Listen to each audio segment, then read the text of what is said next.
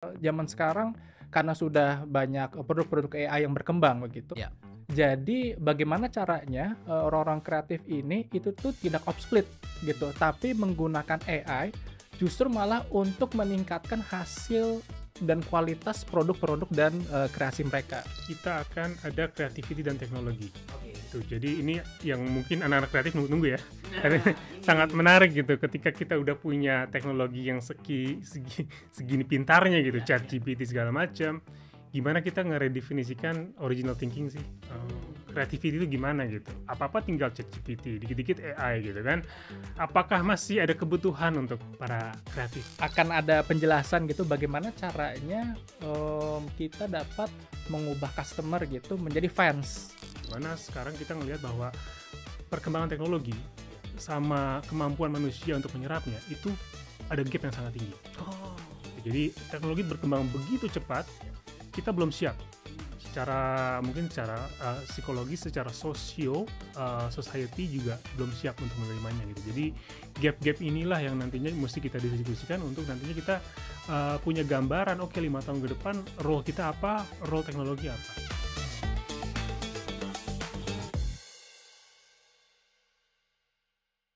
Alright, barengan sama Willy Winarko di OG Podcast, cuman di Opal, dan hari ini kita masih bakal ngobrol-ngobrol sama teman-teman dari APMF 2024. Masih barengan sama Mas Dion dan Mas Wim di sini. Halo, halo, halo. Halo halo halo. Yes, kemarin kita udah sempat ngobrol tentang APMF itu secara keseluruhan gitu ya. Seperti mungkin conference pada umumnya pastinya bakal ada insight-insight yang menarik di sini. Tapi ternyata ada experience yang agak berbeda di mana ternyata ada banyak banget kelas-kelas kecil, kelas-kelas yang mungkin lebih intimate barengan sama pembicara dan juga para peserta-peserta lain di APMF 2024. Jadi mungkin sebelum kita masuk ke sesi kita buat hari ini, aku pengen mengenalkan kembali buat teman-teman APMF itu apa sih? Nah, mungkin boleh ceritain nggak sih tentang APMF itu sendiri dan temanya untuk tahun ini tuh apa? Mungkin dari Mas Dion atau Mas Wim. Ya, baik. Jadi, APMF sendiri itu adalah, kita mau ngedesain sebagai, destinasi untuk meninggalkan legacy gitu. Di mana ini adalah sebuah wadah, untuk para praktisi pemasaran, agency, brand owners, dan creative, agencies gitu untuk bisa bertemu, berdiskusi, brainstorming, dan kemudian berkolaborasi. Nah, APMF sendiri itu sebetulnya singkatan dari Asia Pacific Media Forum gitu. Dan ini sudah ada dari tahun 2005 dan ini adalah tahun ke-20 kita dan APMF ke-10 kita. Wah, ini gokil sih. Jadi memang ini bisa dibilang ngomongnya hajatan anak-anak kreatif, agency. Ya pokoknya buat ada yang di industri kreatif ini yang ditunggu-tunggu setiap tahunnya gitu kan.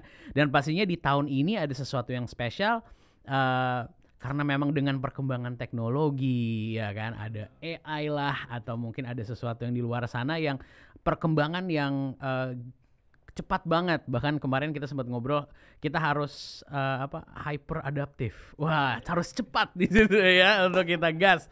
Namanya juga dunia tuh makin cepat gitu kan ya dengan semua teknologinya di situ. And so that the tema untuk tahun ini adalah make your mark gitu ya. Makanya itu kemarin juga sempat kita obrolin bahwa itu penting sekali untuk kita bisa living the legacy gitu kan, and how to create that itu mungkin bisa didapatkan insight-nya di APMF di tahun ini gitu ya Mas.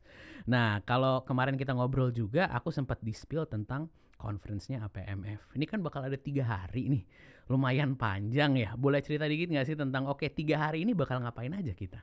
3 hari enggak, jadi kita ada 1 hari lab, masterclass, dan ada conference di 2 hari. Oke, jadi 2 hari conference, 1 masterclass lah. Yes, betul. Wah, itu kalau boleh tahu ngapain aja tuh nanti bakal di conference-nya?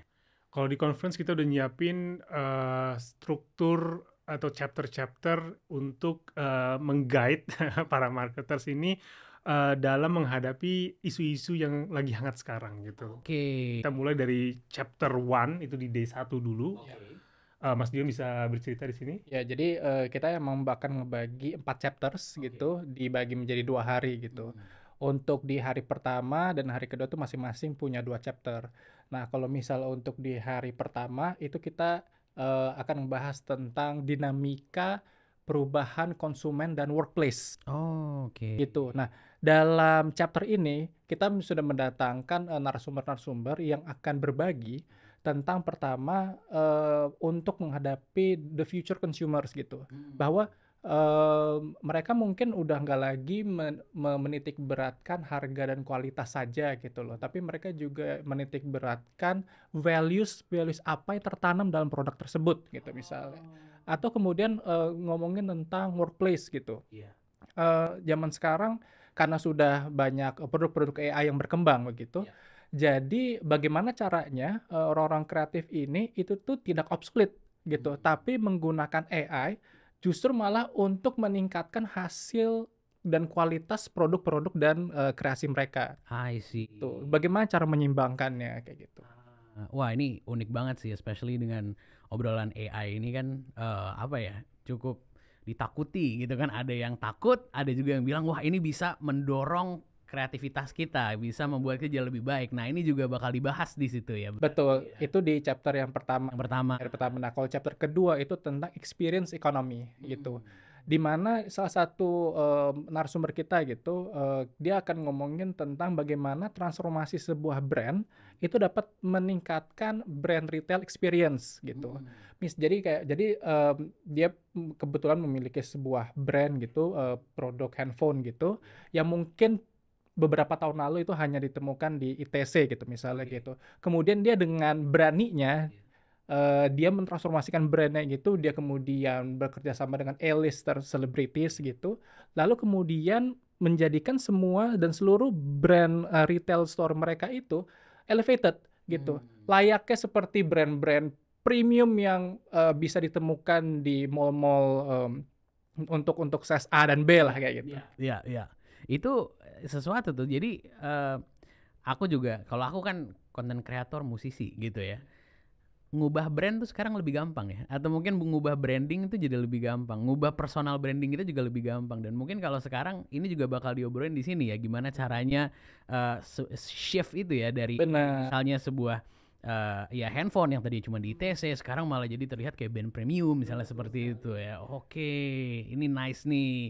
Dapat juga tadi experience-nya, experience untuk di retail experience ya gitu, cara mereka kemudian datang ke store tersebut dan membelinya, berinteraksi dengan pegawai juga kayak gitu. Kemudian cara mereka untuk, jadi bahkan di brand store-nya itu tuh juga tidak hanya menjajakan handphone gitu, tapi mungkin tiba-tiba ada coffee shop gitu atau library kayak gitu.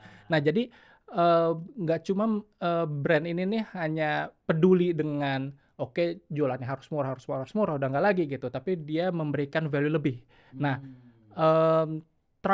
contoh-contoh transformasi ini dan mindset inilah yang dalam chapter 2 experience economy itu mau kami tularkan gitu para audiens. Seru nih, ini seru nih. Aku suka ngelihat sekarang provider HP punya kafe misalnya gitu. Luxury goods juga jualan cookies ya, suka gitu kan. There's many different, atau mungkin jualan snack yang tadinya jualan es krim jadi jualan snack, mungkin kayak gitu itu ya, experience cross seperti itu ya, itu yang bakal di highlight di chapter 2. Betul. Oke. Dan gak cuma tadi misalnya kayak dari sisi brand store gitu, cuman di sini juga akan ada penjelasan gitu bagaimana caranya kita dapat mengubah customer gitu menjadi fans gitu. Karena untuk menjadikan customer itu naik level tuh, level berikutnya itu adalah fans gitu, di mana mereka hanya tidak setia dan loyal gitu, tapi mereka juga ikutan jadi defending our brand gitu, mengiklankan brand kita sendiri, tapi padahal kita nggak perlu bilang juga gitu, kita nggak perlu minta kayak gitu. Nah, itu ada tips and trick yang akan dibagikan juga pada chapter 2 itu. Ya gimana caranya brand kita tuh punya fans fanatik gitu ya, punya tentaranya sendiri di situ. And how we do that itu bakal ada di APMF di chapter 2-nya. Oke. Chapter 1, chapter 2 udah, berarti chapter 3 sama chapter 4. Hari kedua nih. Hari kedua bakal ada apa lagi nih hari kedua? 3 kita akan ada creativity dan teknologi. Tuh, jadi ini yang mungkin anak-anak kreatif nunggu ya. Karena sangat menarik gitu ketika kita udah punya teknologi yang segini pintarnya gitu, ChatGPT segala macam. gimana kita ngeredefinisikan original thinking sih, creativity itu gimana gitu. Apa-apa tinggal ChatGPT, dikit-dikit AI gitu kan. Apakah masih ada kebutuhan untuk para kreatif di sana? Gitu. Oke. Untuk menjawab ini kita bawa langsung dari Jepang, Kentaro Kimura. Wah, gila. Ini ya jadi apakah kita akan semua di replace sama robot? Enggak. Tapi ya pasti ngomongin ya itu tadi ya, workplace-nya juga berbeda gitu kan, lingkungannya juga berbeda, tools kita juga berbeda gitu ya. Jadi semua tools ini gimana caranya kita bisa apa ya, elevate ourselves juga gitu ya Mas ya. Ada konsep yang menarik gitu bahwa yang disebut oleh digital Darwinism gitu. Dimana sekarang kita ngelihat bahwa perkembangan teknologi sama kemampuan manusia untuk menyerapnya itu ada gap yang sangat tinggi. Jadi teknologi berkembang begitu cepat, kita belum siap mungkin secara psikologis, secara society juga belum siap untuk menerimanya gitu. Jadi gap-gap inilah yang nantinya mesti kita diskusikan untuk nantinya kita punya gambaran, oke 5 tahun ke depan role kita apa, role teknologi apa gitu. Nice, oke. Berantem tapi kita justru berkolaborasi. Understanding the roles. Oke, I like that. Jadi untuk musisi kita tidak akan tergantikan ya. Iya. Oke, so we have the last one, fourth one, hari kedua. Fourth one kita akan ngomong about conscience dan responsibility. Tadi kita ngomong teknologi keren gitu, exciting banget, AI bisa gini. Tapi regulasinya gimana? I see. What is the responsibility? Gimana sih transparansi dari digital AI ini gitu ke publik? Karena ini akan menjadi sesuatu yang sangat rumit kalau kita nggak bahas dari sekarang gitu. Oke. Di mana batasan-batasannya, limitasi-limitasinya dari AI, dari digital transformation itu gimana? Jadi ini mau kita bahas di sini. Salah satunya kita datengin dari Fit Holdings dari New York, expertnya langsung. Oke, so regulasi, terus juga apa yang bisa kita lakukan dari how to use AI responsibly gitu berarti ya jatuhnya ya.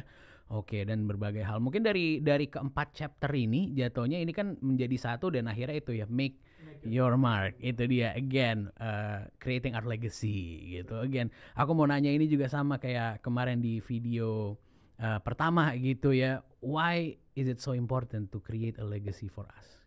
Why is it important for a legacy gitu? Karena kita nggak gini, kita udah ada di tahap dimana nggak ada guidebooknya lagi 5 tahun 10 tahun ke depan.